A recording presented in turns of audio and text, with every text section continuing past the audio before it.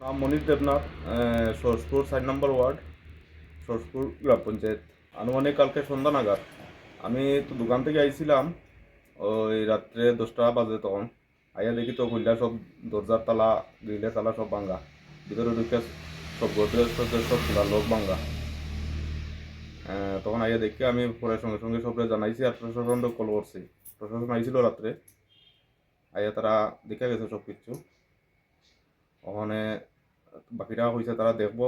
আর তো ওইটাই কথা যে কোনো তারা ব্যবস্থা গ্রহণ করুক প্রশাসনে, আইনতভাবে যা হয়।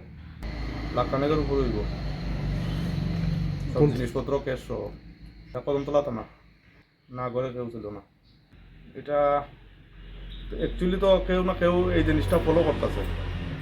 যারা এই ধরনের কাজ করে, দুষ্কৃতিকর কাজ করে যারা, এরা কিছু না কিছু ফলো করতেছে, কে থাকে কে না থাকে, এইসব দেখেই তারা এইসব স্টেপ নেয়।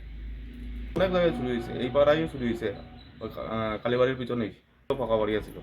আমি তো প্রশাসনের কাছে এটাই আবেদন যে এটা সুস্থ বিচার এবং ওই যেই খারাপ কাজটা করছে তাদের দইরা শাস্তি দেওয়া হোক।